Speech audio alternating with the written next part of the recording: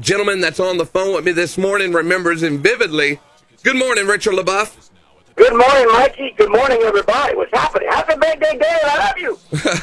So, Richard, I texted you this morning. I knew you was probably running the roads, but I remember me and you have been friends for a long time, and you know, you told me so many different stories about my dad, and you did a lot of things with him. But the one that I want you to share with our listeners this morning, as we pay tribute to Dad today, is the empty glass story. How this actually came about. It was a really neat thing. Yeah, I'll tell you what. Back in 98 or 99, excuse me, I got a cold this morning, guys. I apologize. Back in 98 or 99, we cut a CD with Louisiana. And I love David Roshu to death. And if you listen, David, I'm sorry. This is the truth. I had to fight with him to be able to put Empty Glass as number 13. He said it was a country record. It was a country song and it never went anywhere, never did anything. We were branded as a Cajun deal. This is how we need to do it and everything else. And I've always been, you know, a country and a Cajun music fan. I've been a fan of great music. Anyhow, we come out with a CD. Everything is good. We started to make a little radio deal, and I'm making the rounds.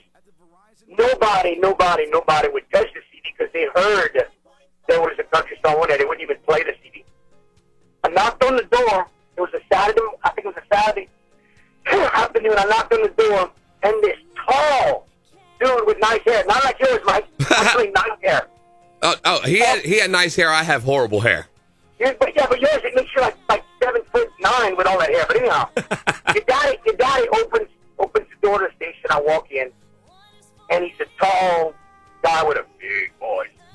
And I walked in, and I said, "Hey, how you doing, Richard?" Hey, what I did? Very personable, very humble. I put the CD in his hand. We talked for probably 10 minutes. He played the song, and he played Empty Glass first. Wow. The phone lines lit up like a Christmas tree.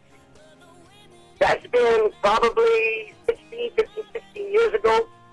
And I got to tell you, Dave Soileau is the man that put glass on the map and took us from a garage band to the notoriety. And I'm trying to be humble. With the little bit of notoriety we have, I owe it to your dad and to that station.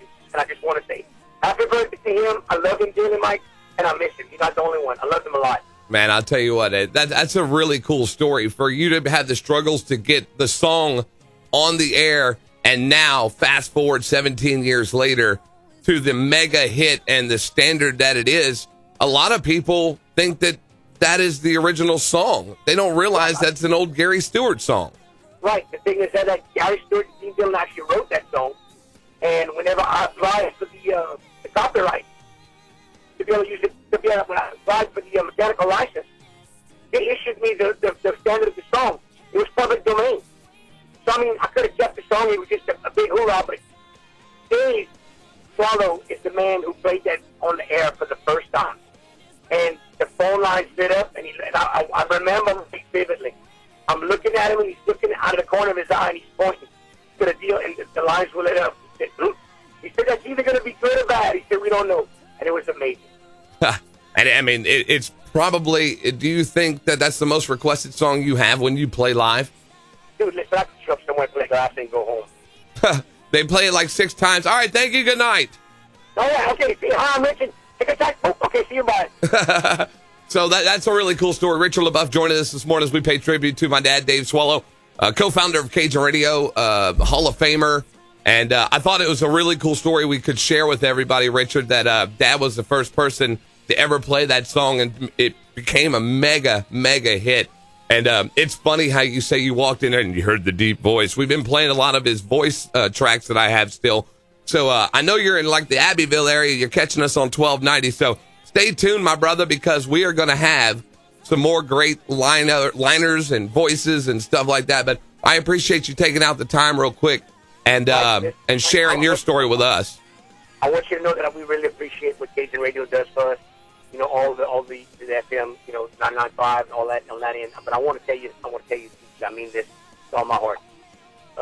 Your dad, very influential in radio. Everybody and his uncle who's worth their salt knows that.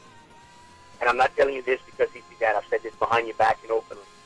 I just need for you to know that you're not, your family and you are not the only ones who missed him. Way before his time. An amazing guy, a great ambassador, and always let the music do what the music should have done. All the guys, I'm not saying all, a lot of people take and they DJ, it's all about them, it's everything else. Dave Soileau took and was probably a microphone and a musician's best friend because he always let the music speak, and he was always cordial and humble and always let us know, treated us like we were rock stars. And you go 20 miles, everybody has a Cajun band. It's a big thing. Your daddy's the one who opened up some of the floodgates to be able to let us do what we do today, and I'm very grateful. I need you to know on radio, FM Live, wherever we at, that he was an amazing guy. I love him dearly, and he's missed, and thank you for what you do carrying on his legacy. I love you a lot. Thanks.